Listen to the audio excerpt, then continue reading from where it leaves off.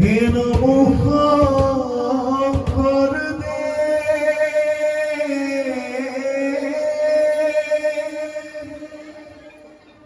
মাধব কহিতে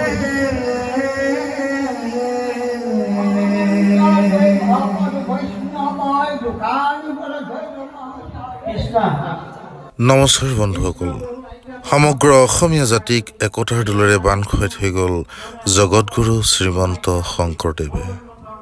অসমীয়াৰ প্ৰাণত নামঘৰ প্ৰতিষ্ঠা কৰি বিলাই থৈ গ'ল এক শৰণ নাম ধৰ্ম, আৰু লগতে সৃষ্টি কৰি থৈ গ'ল এক অনবদ্য সংস্কৃতি, ভাওনা সংস্কৃতি। অসমৰ চুকে কোণে বিস্তাৰিত হৈ থকা প্ৰতিটো নামঘৰতে প্ৰতি বছৰে হয় একোখনকৈ ভাওনা।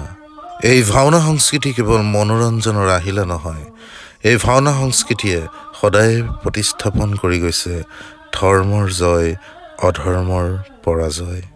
মুখে মুখে কোৱা হয় 7খন বৰসভাৰ সমান একোখন ভাওনা। অসমৰ বহু লোকে মনোবাঞ্ছা পূৰ্ণ তথা পৰিয়ালবৰ্গৰ শুভ কামনা কৰি আগবঢ়ায় ভাওনা।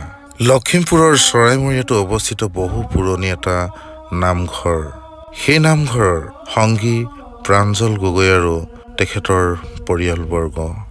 যোৱা 14 বছৰ আগতেই প্ৰাঞ্জল গগৈৰ মাতৃ কৌশল্যা গগৈয়ে ভাবিছিল এখন ভাওনা আগবঢ়োৱাৰ কথা, আৰু সেই মৰ্মে এই 2025 বৰ্ষৰ 15 মাৰ্চ তাৰিখে চৰাইমৰীয়া নামঘৰত আগবঢ়োৱা হ'ল এখনি নাট।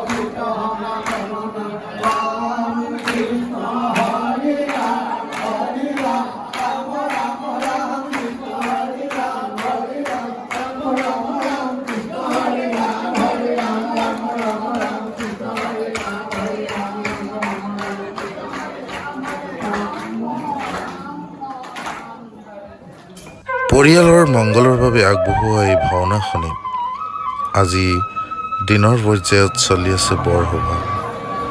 ময়ো সেই পবিত্ৰ অনুষ্ঠানভাগিত উপস্থিত থাকি উপভোগ কৰিলোঁ এই বৰসভা। সন্ধিয়ালৈ প্ৰদৰ্শন কৰা হ'ব নাট, অৰ্থাৎ ভাওনা। মৎস্য কুৰুম নৰসিংহ, বামন পৰশুৰাম, হলিৰাম পৰাশচিৰাম, বৌদ্ধ কল্কি নামে দশ, আকৃতি ধৰিছা কৃষ্ণ, তজুপৱে কৰোঁ প্ৰণাম। শ্ৰীকৃষ্ণ মহাপ্ৰভুৰ এই 10 অৱতাৰৰ দ্বিতীয়টো অৱতাৰ কুৰ্ম অৱতাৰ, আৰু আজিৰ এই নাট অৰ্থাৎ ভাওনাখনিত প্ৰদৰ্শন কৰা হ'ব কুৰ্ম অৱতাৰ নাটভাগি। যোৱা কেইবাটাও দিন ধৰি পৰিয়ালবৰ্গৰ লগতে গাঁৱৰ সমূহ ৰাইজে উপবাসে থাকি আজিৰ এই কুৰ্ম অৱতাৰ নাটভাগি উপভোগ কৰিবৰ বাবে অপেক্ষা কৰি আছে। যদি আপুনিও এই কুৰ্ম অৱতাৰ নাটভাগি উপভোগ কৰিব বিচাৰে, তেতিয়াহ'লে মোৰ অন্য এটা ভিডিঅ'ত সম্পূৰ্ণ নাটখনি মই উপস্থাপন কৰিম। সেৱকী প্ৰাঞ্জল গগৈয়ে এই নাটভাগি আমন্ত্ৰণ জনাই আনিছে মাজুলীৰ নিহিংস মুৰাৰী নাট্যদল, আৰু এই নাট্যদলৰ লগত অসমৰ বিভিন্ন প্ৰান্তৰ ভাওনা প্ৰতিযোগিতাত শ্ৰেষ্ঠত্বৰ স্থান পাবলৈ সক্ষম হোৱা বহু অভিনেতাই ইয়াত অংশগ্ৰহণ কৰিব।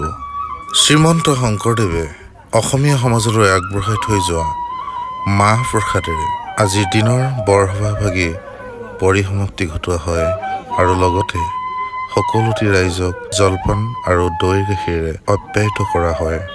ওচৰৰ প্ৰায় 10-12খন গাঁৱৰ ভকত বৈষ্ণৱসকল আহি চৰাইমৰীয়া গাঁৱৰ নামঘৰত আজি এক ভক্তিৰ পৰিৱেশে বিৰাজ কৰি তুলি সকলোৰে মনত পবিত্ৰতা বিয়পাই তুলিলে।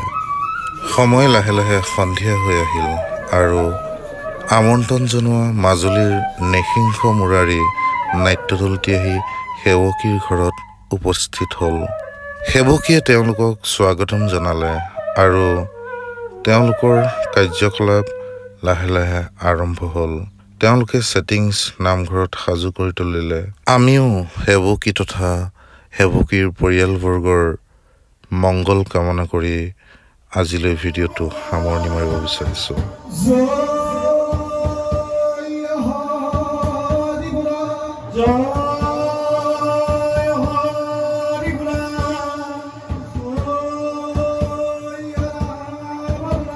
বাবাৰ